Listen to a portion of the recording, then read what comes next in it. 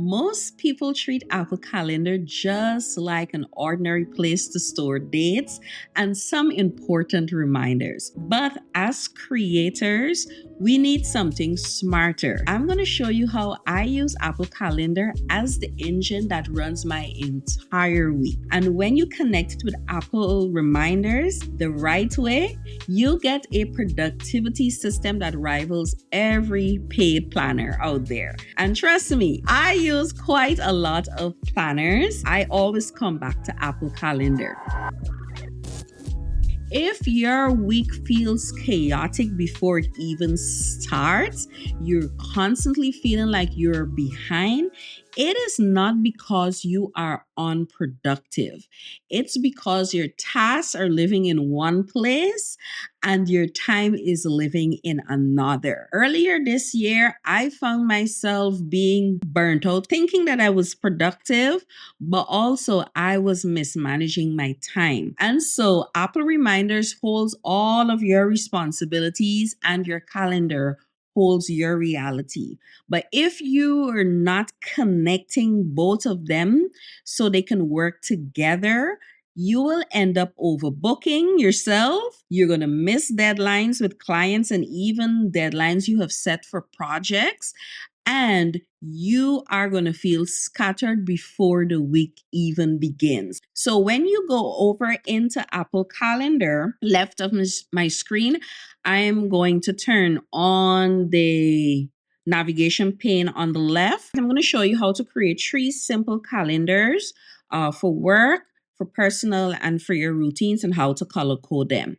So to the bottom, you're going to hit on add calendar, and then you're going to click on add calendar again. And we are going to put in the first name. So this is going to be work or content. I'm going to choose iCloud. The reason why I'm choosing iCloud because I want this to be synced not only to my iPad, but across all the devices within my Apple ecosystem or that is signed in with that Apple ID. If you are someone who does a lot of collaboration with other people who are within the Apple ecosystem and they have an Apple ID, you can also share that calendar with that person as well. And this is where the color coding comes in.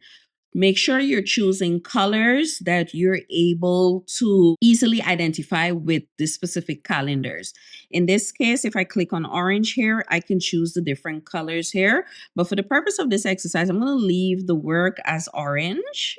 And you can also get your notifications and make sure to turn on the notifications, which will be very important in our later exercise. I'm going to hit on the done button to the top and notice this work content calendar actually comes up here.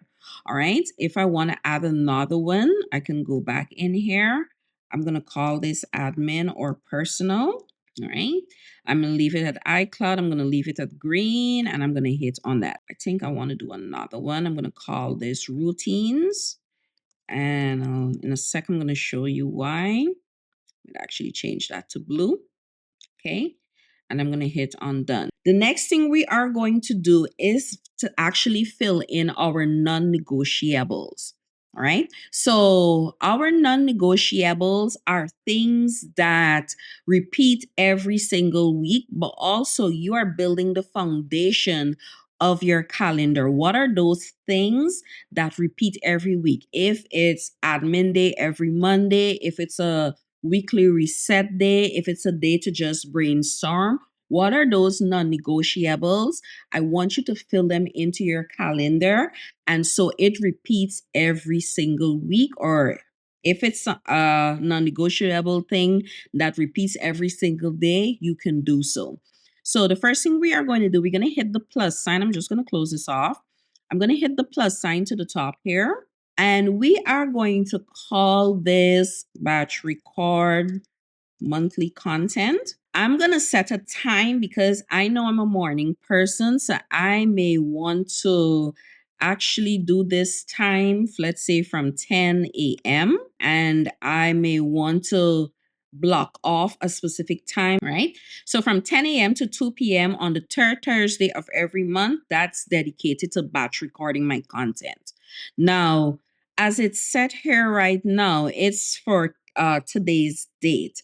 But if you want that to be on a specific time or specific days, what you're going to do is come down to the repeat section, and where you have never, you're going to click there and you're going to choose custom. All right. And I'm going to change the frequency from daily to monthly. And then I'm not going to say each month, but I'm going to say on. And then I'm going to say the third, and then I'm going to choose Thursday. All right. So I'm going to just click over here, and this is going to repeat every month on the third Thursday. The next thing I'm going to do, I'm going to change the calendar. It's going to set to my default calendar, which is business. But for the purpose of the one that we just create, I'm going to put it on the work or content. And I can choose to get alert a day before, so I can be reminded of that standing non-negotiable, and I can also prepare for it the day before. Once that is set, I'm going to hit on done. And notice in my December calendar, it's showing batch record monthly content. But if I scroll over to January, it's going to be there. If I scroll over to February, it's going to be there. This actually becomes the structure for which your entire week actually rests on. The second step is actually to connect calendar to reminders. This is where everything changed for me, and it was a total game changer. I'm going to switch to the week view, and then I'm going to go into my calendar. So I have a few content priorities, and I also have some admin tasks. So if I go into this particular task where I have to edit an Instagram video, and I click on the I can choose the date, right? So I can say I'm going to edit this tomorrow, and I can choose the time. And I say, okay, I want to edit this at 1 p.m. All right. And I can state if it's going to be urgent. Now, this is a new feature in that once you turn on urgent, it's going to have an alarm go off on your iPhone. In order for this to actually happen, you need to be using the same Apple ID on all your devices. So this was a very good feature that I'm very happy that they introduced. The alarm will activate whether your focus is on or your device is muted. And I love this. All right. I can choose if I want to have an early reminder, and I can, add more to this. So I'm going to hit on done. Once you're able to put a date and time to everything, it's literally reminders and calendar holding you accountable to get the task done. I love that the fact that the Apple ecosystem gives us shortcuts so we can automate our devices and the apps on the device. And so I have two ways that I automate my calendar. So the first thing we are going to do, we are going to go into shortcuts. And so with the focus modes, I want to be able to work on my different devices without interruptions. Before I set up an automation, the first thing you need to do is set up the shortcut. What do you want your device to do? So I have my folders for organization purposes, and I do have an iPad automation folder.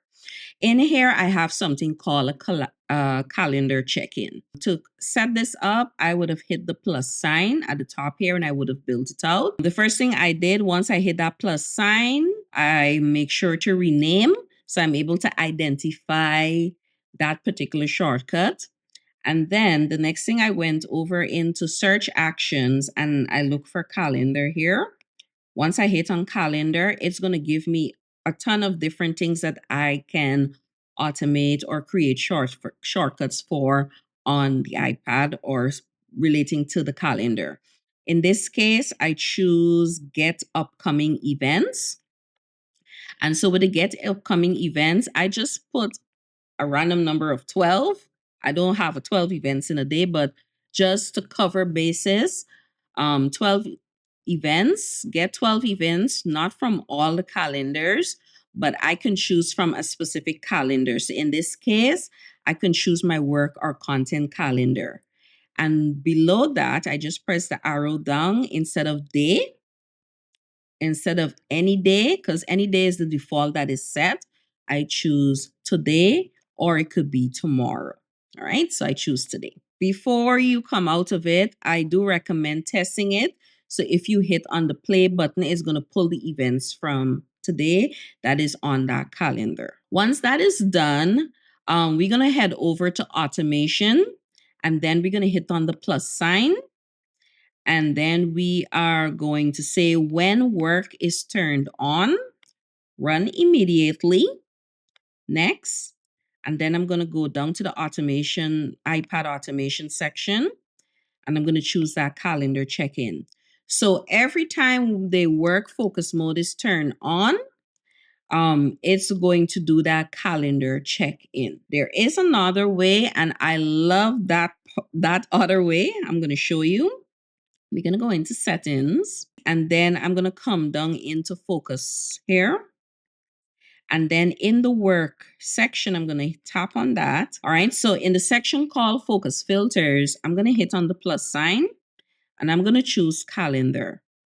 And then I can choose when a specific focus mode is turned on, which calendar I want to show up. I don't want to see all the things that is on my calendar. I just want to see that specific calendar that is tied to that specific focus. So in this case, because it's work, I'm going to look for the work or content calendar. And I hit on that and I tap on done. So I'm going to show you the behavior of that when you go in. So I'm going to switch my focus mode from recording to work. And notice in the calendar of itself, it's showing filtered by focus, and it's showing that it's currently on, and it's only showing me anything relating to that calendar of work or content. All right. If you go back in here, notice on the left, it hide every other calendar and it's just showing that specific calendar. If I turn this off, it's going to resume back to everything else.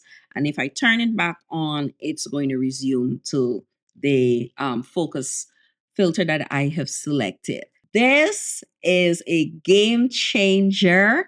Tying your calendar to your focus modes, it is a game changer. It's these little features that literally improves your productivity.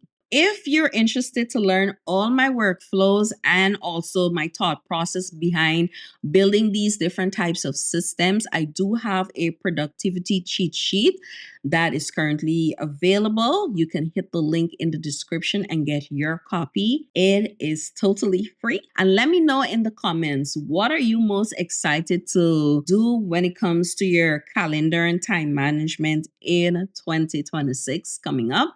You're planning for the new year. How are you going to use Apple Calendar in your new workflow for the new year? Let me know in the comments down below.